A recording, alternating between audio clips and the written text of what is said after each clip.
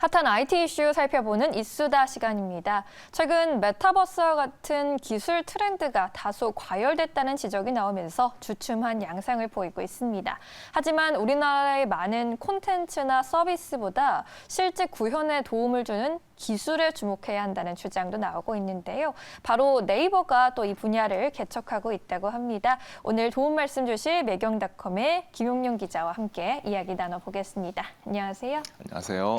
올 가을부터 이제 증시를 크게 이끌어줬던 기술 트렌드가 메타버스인데 최근에는 조금 주춤한 모습 보이고 있습니다. 관련 회사들의 주가가 많이 오르기도 했지만 보는 시각을 좀 바꿔야 한다라는 이야기도 있던데 어떤 이야기일까요?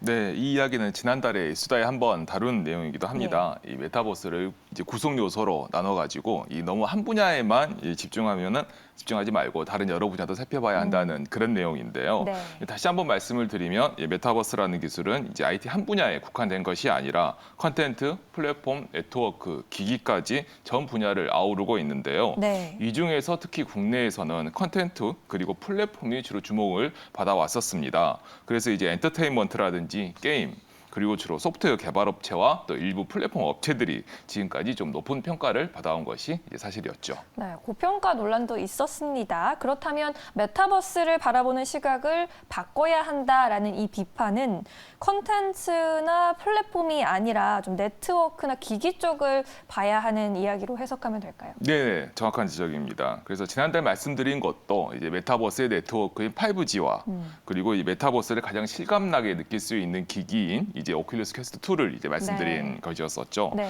여기에서 이제 5G는 이제 LTE와 가장 차별되는 기능이 이제 저지연, 실시간 통신이 이제 가장 큰 무기인데요. 이 무기로 이제 메타버스의 뼈대 역할을 이제 수행하고 있다고 할 수가 있겠습니다. 네. 사실 5G 같은 경우는 처음 등장할 때부터 이제 28GHz 주파수 대역이죠. 이 밀리미터파 영역이 따로 배정이 돼 있었습니다. 이 밀리미터파 영역은 이전 LTE 등과 비교를 했었을 때 이 대역폭이 넓다는 게 가장 큰 차별점이고요. 그렇기 때문에 이제 고용량 다운로드에 적합하고 또 여러 명이 한꺼번에 접속을 해도 지연 현상이 이제 이전 LTE보다 훨씬 더 낮다는 것이 또 특징입니다.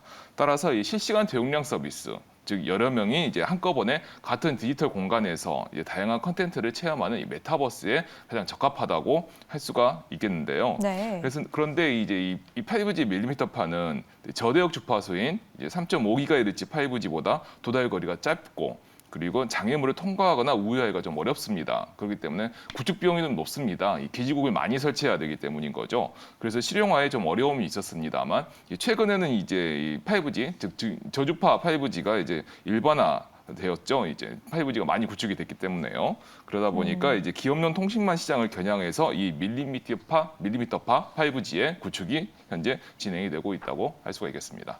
기업용 통신망 시장을 겨냥하고 있다. 그 시장을 지금 좀 본격적으로 겨냥하고 있는 곳이 바로 네이버인 거죠. 네, 맞습니다. 네이버가 지금 이 시장을 이제 겨냥을 해서 지금 구축을 진행하고 있는데요. 네. 여기에 이제 일전에 이 수다에서도 소개를 해드렸던 디지털 트윈의 개념이 이제 다시 등장한다고 할 수가 있겠습니다. 네. 이제 현실과 딱 똑같은 디지털 공간을 구성하는 것이 바로 이 메타버스의 한 종류인 이 디지털 트윈이라고 이제 그때 소개를 해드리고 설명을 해드렸었는데요. 네.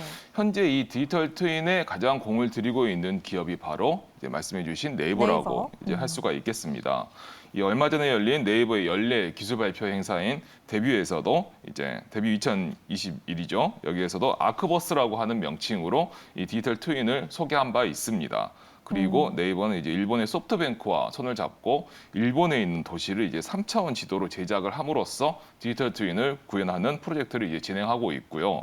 그리고 이 여기에는 그동안 네이버와 연구해왔던 이제 인공지능이라든지 또는 로봇 그리고 클라우드, 또 스마트 시티와 같은 이런 여러 가지 기술들이 결합돼서 이 디지털 트윈을 구현한다고 할 수 있겠습니다. 네, 네이버 같은 경우에는 5G 통신망 시장에도 진출한다라고 이야기가 나오고 있는데 디지털 트윈을 구현하는 수단이 되겠죠. 네, 맞습니다. 이 5G 통신망이 상당히 중요한데요. 네. 이 아까 말씀드렸던 것처럼 메타버스의 뼈대를 이제 구성하는 부분이기 때문이겠죠. 네. 그래서 이 네이버도 이 메타버스 즉 그리고 또 디지털 트윈을 구현하기 위해서 5G 통신망을 쓰고 있는 건데요. 이 네이버 클라우드가 지난달 5G 특화망용 주파수 할당을 좀 신청을 했습니다.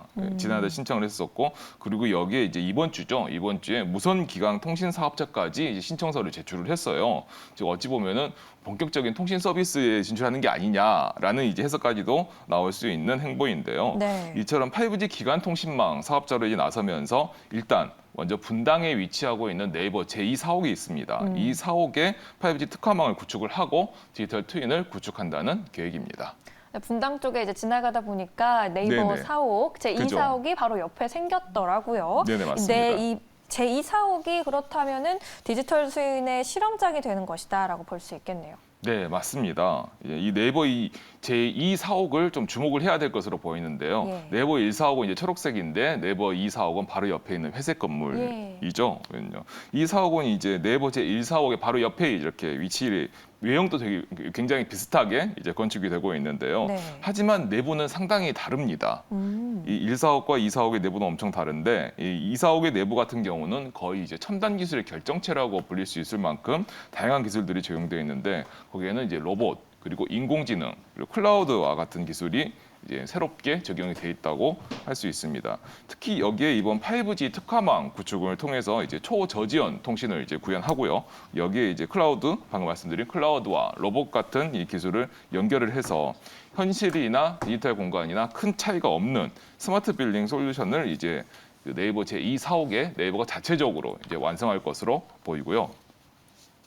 네. 이걸 구축한 이후에 이제 이를 꼭 네이버 사옥에서만 이제 적용하고 네이버 내부에서만 쓰는 것이 아니라 다른 기업들을 대상으로 세일즈에 나설 수도 있다는 분석이 나오고 있습니다. 그래서 이게 바로 네이버의 디지털 트윈을 주목해야 하는 이유라고 할 수가 있겠습니다.